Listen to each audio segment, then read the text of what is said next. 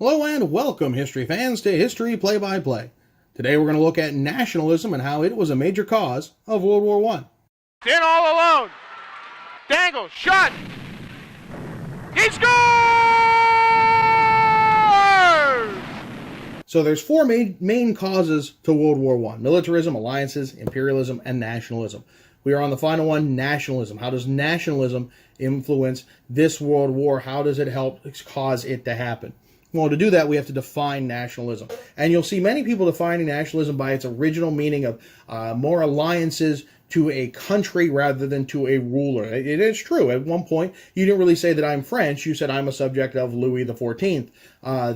That changes around a lot of the revolutions around 1848 into being loyal to local government than to rather a nation state.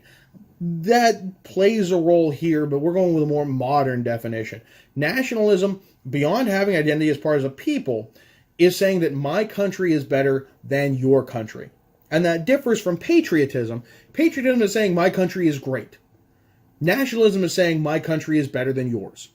And what that implies is a better than, less than thing. That if you're better, then inherently the other side has to be lesser. And if that's the case, you can start applying that to all sorts of other things, consciously or unconsciously. And that's where the problems become. So that's a key role in all of this. Nationalism, and that saying that you're better than other people, is a key reason why World War I happens. Why there had to be such divisiveness. Why the war got to be so deadly beyond the technological changes. There's a lot of anger throughout. In order to demonstrate this, I'm going to look at a children's book from 1899, and you can find the full book online. It's called The ABCs for Baby Patriots. This was a children's book for kids to learn their ABCs, published in Great Britain in 1899. And I think it shows better than just about anything else how nationalism really sets in as a mindset. Why is my country better than everyone else?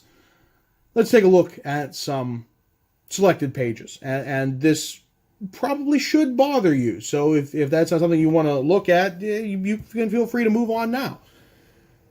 I is for India, our land in the East, where everyone goes to shoot tigers and feast. There is a lot going on in this image. You can pick apart that, okay, this man is hunting on top of an elephant, but is that any kind of hunting that you might be familiar with? I mean, he's lounging on the back of an elephant. And furthermore, he is being fanned by a man in a turban, certainly meant to, with a different skin tone and meant to be somewhat different. There's certainly a servile thing to it. And you can see he has some champagne or wine and foods there. And do those tigers or lions and alligators, do any of them really look dangerous? Goodness, no. There's also a whole lot to be said for our land in the East, the sense of ownership going on by this British publication. And again, keep in mind, this is meant for kids who are learning their alphabet. That gets into one's head rather early on. And certainly there's more imagery. Feel free to mention in the comments what you think of this, what things I didn't talk about. There's plenty to look at with these, and that's true for all of these pages. N is the Navy we keep at Spithead. The Americans might not realize Spithead is kind of like Norfolk, where that's where the most of the Navy is located. Spithead is where the British keep a lot of their Navy. It's a site that makes foreigners wish they were dead. Well, there's a lot to be said there in the text alone, but looking at the picture, you can see this British guy, and you can see the guy in the back is certainly a German based on the helmet, that pickle helmet that he has on top, even though a bird's involved. This clearly is showing a superiority of the British over even their European neighbors, that this is something that is a huge deal, and we'll compound with that on O is the ocean where none but a fool would ever dare question our title to rule. That the oceans are British, and you're telling these children that that's the way it's supposed to be. Very nationalistic. This is where it takes a turn for the racist. W is the word of an Englishman true. When given, it means what he says he will do. Once you stop laughing at that wording, let's ask any American Indians what they feel about the words of Englishmen. A lot of world history. A lot of world history can be proving this wrong of the word of an Englishman is something that they keep. But let's even look at the image, which, look, if this doesn't bother you, I'm concerned. This should bother you. First off, the caricature, there's the word, of this African king is astonishing. Just the physical features alone is enough to say whoever wrote this is pretty darn racist. But let's look. The crown. It's a hat. It's a top hat. Is it a nice top hat? No, it's a top hat that's clearly seen better days. It's a cast-off, crushed top hat, and yet that's for the crown. And the strategically placed shield. I don't know that this man's wearing any clothing, and they clearly went to hide that. And then even just the how the Englishman is clearly talking down to this African king. There's a lot to unpack here, and if you can believe it, there's one worse. K is for kings once warlike and haughty. Great Britain subdued them because they'd been naughty. First off, you're applying the word naughty to kings. I don't know if that's something that should be appropriate in any context.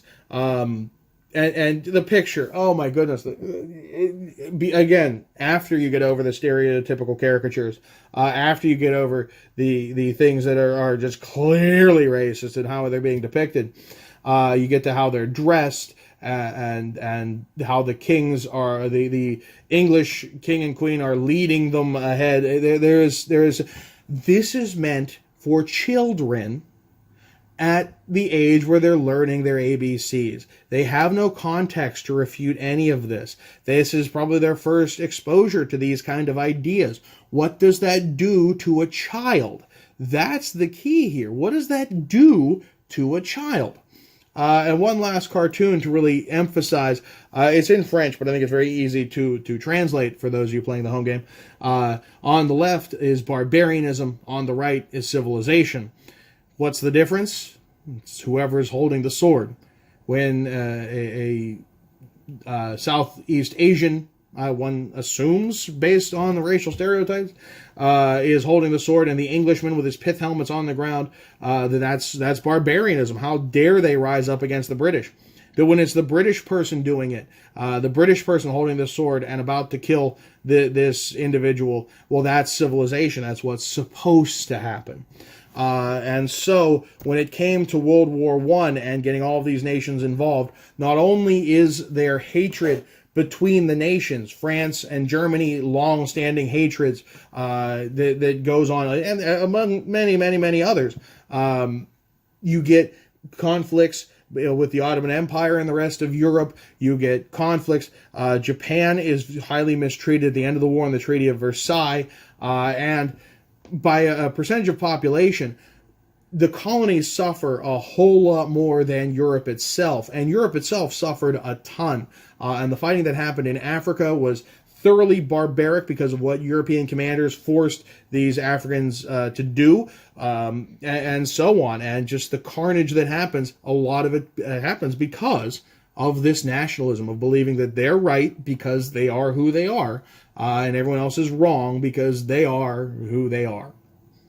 So with that oversimplified look at nationalism as a contributing factor to World War I, that's all I got. That's the end of the episode. What you just saw is this teacher's interpretation of events. If you use this for a class, let me know how that went in the comments. Don't forget to like and subscribe. And if you can figure out how today's jersey matches the content, let me know in the comments. That's extra credit. I'm John Baranowski, and thanks for watching.